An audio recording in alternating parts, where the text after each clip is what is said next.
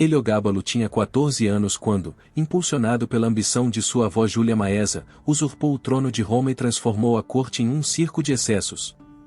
Imagine um adolescente coroado sumo sacerdote de um deus desconhecido, que importou rituais sangrentos da Síria e construiu um templo no Palatino para substituir Júpiter. Suas cerimônias misturavam vinho com o sangue dos sacrifícios e faziam pétalas mortais caírem sobre convidados desprevenidos, enquanto o Senado e a guarda pretoriana observavam horrorizados. Neste vídeo, revelaremos como um culto solar chegou a dominar a capital do Império, exploraremos os casamentos proibidos que desafiavam qualquer norma religiosa e reviveremos a chuva de rosas que sufocou seus hóspedes em nome do entretenimento. Contaremos como sua identidade de gênero e suas políticas favoráveis às mulheres abalaram os fundamentos patriarcais, e como sua avó tramou a conspiração que provocou sua violenta queda. Fique até o final para descobrir a verdade por trás do mito deste imperador herege. Se você gosta de conhecer o lado mais sombrio do poder, curta e inscreva-se para nos acompanhar em cada capítulo desta saga imperial. Roma amanheceu ferida após a morte de Septímio Severo em 211 d.C. Seu filho Caracalla herdou um império agitado, as legiões, satisfeitas com sua generosidade, tornaram-se carrascos quando o dinheiro acabou, o Senado viu seu prestígio reduzido a mero espectador, e a guarda pretoriana, acostumada a impor imperadores, sentiu cada mudança de vento com fome de poder. Caracalla, famoso pela Constituição Antoniniana, concedeu cidadania a milhares de provinciais, mas pagou o luxo com sangue, matou impiedosamente seus próprios parentes e saqueou o tesouro para financiar extravagâncias. Quando, em abril de 217, foi assassinado por um centurião a caminho de um festival, Roma vacilou novamente. Seu sucessor, Macrino, um pretor da guarda, assumiu o trono sem linhagem e sem carisma. Seu governo de magistrado experiente tentou restaurar a estabilidade e cortar privilégios, no entanto, aumentou impostos e irritou soldados que sentiam falta das dádivas de Caracalla. O Senado, finalmente despido de todo decoro, permanecia dividido entre reverência e ressentimento, observando a cidade arder em protestos salariais e conspirações veladas. Nesse emaranhado de ambições e traições, Júlia Maesa, irmã da falecida Júlia Domna, elevou o jovem Varius Bassianus como instrumento e no ventre da crise, preparou a conspiração que daria início ao reinado mais escandaloso de Roma. Júlia Maesa, irmã da poderosa Júlia Domna, viu no caos após o assassinato de Caracalla a oportunidade de recuperar o poder para sua família. Com maestria política, tramou um plano para desacreditar o usurpador Macrino, espalhando o boato de que seu neto Varius Avito Bassianus era, na verdade, filho bastardo de Caracalla. Sua filha Júlia Soêmia renegava publicamente o marido, enquanto mensageiros espalhavam a notícia entre as legiões destacadas na Síria. O momento culminante aconteceu em Emesa, diante da estátua de Elagabal, quando o centurião Públio Valério Comason e seus homens proclamaram o jovem sacerdote como imperador. Numa noite de junho de 218 d.C., Macrino foi detido e executado, e Bassianus, agora Heliogábalo, subiu ao trono com apenas 14 anos. Esse golpe de Estado, tecido nas sombras do poder familiar, permitiu que Júlia Maesa se tornasse a verdadeira marionetista por trás dessa sucessão incomum. Você consegue imaginar coordenar uma conspiração que arrisque sua vida, sua honra e o destino de um império, apenas com rumores e lealdades compradas? Varius Avito Bassianus, ainda vestido com as púrpuras sacerdotais de Elagabal, foi levado diante da estátua do deus solar em Emesa. Ali, o centurião Públio Valério Comason proclamou o jovem sacerdote como imperador, erguendo a coroa diante das legiões atonitas. Na mesma noite, em 8 de junho de 218 d.C., Macrino foi detido, sua rápida execução selou o sucesso do golpe. Em Roma, Bassianus adotou o nome de Marco Aurélio Antonino. Com apenas 14 anos, suas primeiras decisões foram conceder amplos poderes a Júlia Maesa e nomear seus aliados em posições-chave da guarda pretoriana. A capital ficou chocada, adolescentes e generais compartilhavam o mesmo trono, e o Senado, atônito, aceitou relutantemente um imperador imposto pelas legiões. Esse assalto ao poder não foi um impulso espontâneo, mas a culminação de um plano familiar, rumores bem plantados, favores comprados e a fé em um deus estrangeiro convergiram para erguer um garoto que mudaria Roma para sempre. Você consegue imaginar o murmúrio e o medo enquanto um jovem inexperiente assumia o comando de um império milenar? Heliogábalo introduziu em Roma o culto a Elagabal, um deus solar trazido de Emesa. Imagine a estátua de pedra, adornada com ouro e gemas, descendo pela estrada em um desfile de tochas e tambores. Ao chegar ao Palatino, iniciou a construção de um templo colossal, deslocando os fundamentos do projeto original de Domiciano para Júpiter. Todos os dias, os sacerdotes abriam as portas do santuário ao amanhecer, deixando passar colunas de fiéis vestidos de túnicas brancas, embora a verdadeira cerimônia ocorresse ao meio-dia, quando o sol castigava o pátio sagrado com seu fulgor. Ali, Heliogábalo, revestido com uma capa púrpura, erguia seu cetro em direção ao astro-rei, enquanto o bronze do altar cintilava e a fumaça do incenso subia em redemoinhos dourados. Os senadores, obrigados por decreto, caminhavam atrás dele em procissão, carregando oferendas de trigo e vinho. O sumo sacerdote proclamava em voz alta que Elagabal era o sol invicto e devia substituir todas as divindades antigas. Quem protestasse, mesmo com um gesto, era punido com multas ou exílio. De repente, o panteão romano estava submetido a um único deus exótico, e o Senado percebeu horrorizado que o império religioso se vestia de luz estrangeira. Você consegue imaginar a comoção nos templos, a fúria dos sacerdotes de Júpiter ao verem seus altares vazios e a devoção generalizada a um culto estrangeiro imposto por um adolescente? No coração do grande templo de Elagabalo, o esplendor dava lugar ao terror em dias de sacrifícios massivos, com o altar transbordando sangue de vacas, ovelhas e até crianças de famílias patrícias. Sob o sol do meio-dia, Heliogábalo, vestido com uma túnica solar dourada, erguia a faca diante de milhares de fiéis expectantes. O estrondo dos tambores sírios marcava o ritmo enquanto o líquido carmesim jorrava em torrentes, encharcando o mármore polido. Mas sua extravagância atingiu um extremo mortal quando, em um de seus célebres jantares, ordenou que pétalas de rosa e violeta caíssem pelo clarabóia do triclínio. No início, seus convidados, embriagados pelo vinho e pelo assombro, aplaudiam o espetáculo. No entanto, a chuva de flores tornou-se tão densa que as vias respiratórias colapsaram e muitos ficaram imóveis, sufocados em uma cama perfumada onde o terror floresceu em silêncio. Herodiano e Dilcácio coincidem ao retratar aquele banquete como um rito de horror disfarçado de luxo, os corpos caíam sem auxílio, e o próprio imperador considerava aquele massacre um divertimento digno de um deus.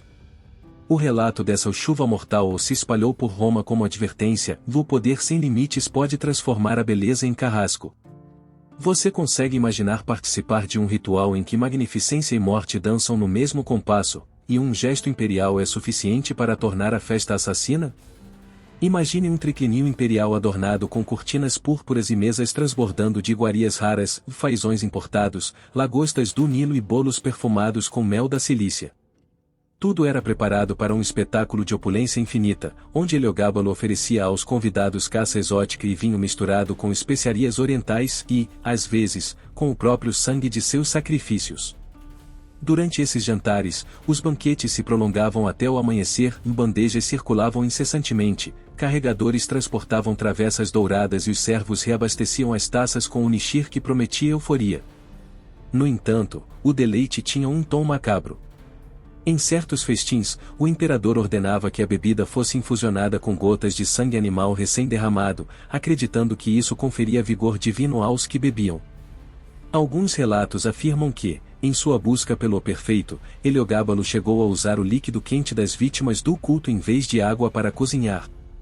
Enquanto os vapores do vinho tingido de carmesim desciam pelas gargantas, ele organizava jogos cênicos, dançarinas cobertas de pétalas de rosa, escolhidas em templos sagrados, que depois eram queimadas, liberando fumaça densa e intoxicante, ou músicos tocando tambores até a exaustão, e convidados competindo por pés de porco açucarados ou glândulas de javali, consideradas afrodisíacas. Essas orgias de esplendor chocavam com o ideal romano de dignitas e moderação. O imperador, satisfeito, lançava moedas à multidão para ganhar aplausos, enquanto o Senado assistia em silêncio, incapaz de deter aquele carnaval de excessos. Para o povo comum, esses banquetes se tornaram um símbolo de um poder desenfreado, capaz de sacrificar a moral e os cofres públicos em nome do prazer hedonista. Você consegue imaginar participar de um jantar em que luxo e sangue se misturam em cada prato, e onde o desejo de impressionar se torna uma demonstração de poder tão perturbadora quanto irresistível? Heliogábalo encadeou os laços de poder com um desfile de casamentos tão escandalosos quanto estratégicos. Primeiro, casou-se com Paula, filha de um prefeito pretoriano, apenas para repudiá-la ao descobrir os defeitos físicos ou que feriam sua vaidade. Depois quebrou o voto de uma vestal, Júlia Aquileia, uma união sacrílega cuja cerimônia desafiava o juramento de virgindade, punível com a morte. Não satisfeito em escandalizar, contratou Faustina, bisneta de Marco Aurélio, na esperança de um herdeiro, dispensou-a 1 ano depois, quando ela não atendeu aos seus desejos. Em seguida, consumou uma união bigâmica com Heráclio, um escravo grego, e Aurélio Sótico, um atleta famoso, 2 cônjuges simultâneos cujos corpos admirava e desprezava com a mesma arbitrariedade. Cada casamento violava tabus milenares e expunha os cônjuges ao ridículo e desprezo do Senado. Sua avó, temendo um colapso total da ordem social, revogou essas uniões uma a uma, mas o dano já estava feito. Roma testemunhou, pela primeira vez, um imperador que cruzava todas as fronteiras do casamento tradicional. Você consegue imaginar ser forçado a se casar com um jovem tirano, sabendo que sua aliança pode se tornar seu próprio desprezo diante do capricho imperial? Heliogábalo quebrou todos os padrões ao vestir túnicas femininas, usar perucas e maquiar os olhos como uma sacerdotisa do culto solar. Isso não era um simples capricho de moda, proclamou seu desejo de se tornar mulher, ofereceu recompensas a médicos para realizar cirurgia genital e exigiu que seus súditos o chamassem de imperatriz ou em vez de imperador. Além disso, elevou Júlia Soemia, sua mãe, ao posto de cônsul, tornando-a a primeira mulher com voz e voto no Senado. Pouco depois, instituiu um Senado feminino na colina do Quirinal, onde matrões aristocráticas debatiam decretos e ditavam normas de costume. Essa audácia política, inspirada nas tradições de Emesa, onde mulheres de alta linhagem exerciam poder real, abalou o patriarcado romano. O fórum se encheu de vozes indignadas, e a nobreza acusou o usurpador de perverter a ordem divina. Em uma sociedade onde dignitas e mos maiorum proibiam a presença feminina na esfera pública, Heliogábalo impôs o impensável, fundiu identidade de gênero, culto religioso e governo em um único ato de desafio. Essa mistura de devoção e transgressão transformou seu reinado em uma luta simbólica pela igualdade, mas também em uma causa de escândalo que preparou seu declínio. Você consegue imaginar o horror das elites ao ver um jovem imperador vestido de mulher, despido de todas as convenções, enquanto sua mãe ocupa o assento de um cônsul no coração de Roma? Enquanto Roma debatia seu destino no Senado, Heliogábalo celebrava um poder paralelo baseado na indulgência. Ele abriu as portas do Palácio Imperial, transformando os aposentos em bordéis de luxo, corredores inteiros onde escravos e exilados se ofereciam livremente a quem cruzasse o limiar. Em uma ocasião, ordenou que todas as prostitutas da cidade, livres e cativas, se reunissem no fórum, desfilando por 3 dias com música estridente e dançarinas vestidas com túnicas finas bordadas em ouro. Em suas orgias, o imperador misturava o vinho com um extrato de haxixe importado da Ásia, uma bebida que provocava euforia e sonolência, ideal para dissolver qualquer resquício de dignitas. Os banquetes se transformavam em bacanais, onde os limites entre servos e clientes se diluíam, os atletas e músicos entravam com a promessa de favor imperial, e muitos saíam sob a cobertura da noite transformados em amantes imperiais, com títulos e privilégios. Essas práticas, além de serem meros caprichos hedonistas, tinham uma função política, geravam lealdade direta ao trono, burlavam a tradicional clientela senatorial e lembravam a todos que o verdadeiro poder residia no favor do jovem imperador. Mas essa estratégia de opão e prazer chocou-se frontalmente com a moral conservadora. O povo ficou escandalizado ao saber que os banhos imperiais, antes refúgios de higiene, haviam se transformado em mascaradas sexuais públicas. Heliogábalo empoderava aqueles que participavam de suas festas com cargos menores e isenções fiscais, criando uma rede de dependentes dispostos a defendê-lo mesmo diante do desprezo do Senado. No entanto, esse culto ao prazer semeou ódio nos corações tradicionais e corroeu a legitimidade imperial a cada taça esvaziada e cada noite de excessos. Você conseguiria governar um império concedendo privilégios em troca de lealdade, sabendo que sua força política se baseia no desejo e na indulgência? O reinado ostentoso de Heliogábalo desencadeou uma onda de indignação entre a elite romana. Os senadores, fiéis ao mos maiorum, observavam horrorizados o templo de Júpiter vazio, substituído pelos altares de Elagabal, enquanto um adolescente vestido com túnicas femininas presidia um senado feminino no Quirinal. Sussurros se espalhavam pelos corredores do Palatino, cultos estrangeiros, casamentos sacrílegos e orgias imperiais haviam fracturado a dignitas do Estado. Enquanto isso, a guarda pretoriana, que inicialmente aclamara o jovem imperador, começou a questionar a conveniência de seguir ordens que contrariavam sua própria tradição militar. Os veteranos, surpresos com a preferência imperial por atletas e cortesãs em detrimento de camaradas de armas, começaram a reconsiderar suas lealdades. Nesse clima de descontentamento, Júlia Mesa orquestrou o clímax de sua intriga. Convenceu Heliogábalo a nomear como herdeiro seu primo Alexandre Severo, um menino de 12 anos com linhagem mais aceitável. Espalhou rumores de traição contra o imperador excêntrico, promoveu a figura de Alexandre entre as tropas e aproveitou a crescente impopularidade para desativar o culto a Elagabal. Em 11 de março de 222 d.C., a guarda se levantou quando Heliogábalo apareceu no acampamento para tentar conter a revolta, foi ignorado enquanto aclamações eram feitas a Alexandre. Sem derramamento de sangue, mas com punhais invisíveis de traição, sua avó proclamou a mudança e selou o destino de um reinado que, após apenas 4 anos, terminaria sob a lâmina da conspiração familiar. Você conseguiria imaginar conspirar contra seu próprio neto para salvar a honra de Roma, montando sobre a indignação popular e o desprezo das legiões? Em 11 de março de 222 d.C., a guarda pretoriana, cansada de excessos e profanações, ergueu-se em um motim silencioso. No acampamento, favoreceram Alexandre Severo, de 12 anos, cujas feições herdadas ou de Caracalla eram mais aceitáveis do que as excentricidades de um adolescente que desafiava deuses e costumes.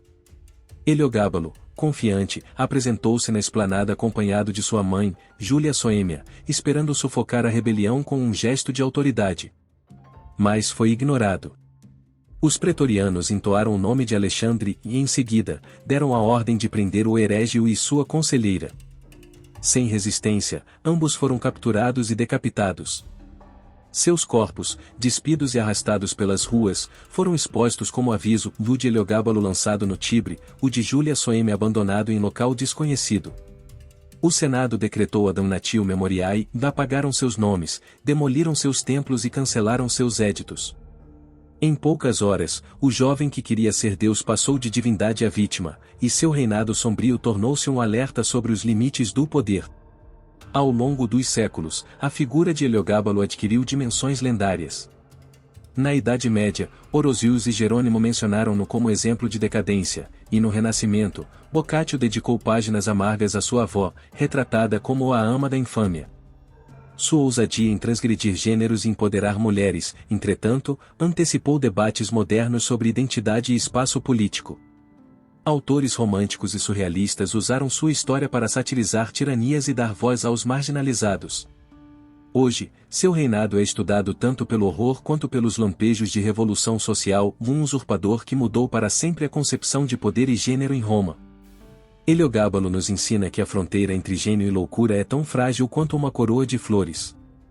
Um adolescente abalou um império milenar com cultos estrangeiros, banquetes sangrentos e casamentos proibidos, apenas para cair pela mesma audácia que o elevou. Quem foi, para você, o verdadeiro protagonista dessa tragédia imperial, o Deus que quis ser rei, a avó que tramou a conspiração ou a guarda que restaurou a ordem? Conte-nos nos comentários. Se essa imersão na Roma mais sombria te fascinou, curta e inscreva-se, temos mais histórias a descobrir, e ative o sino para não perder nenhuma revelação.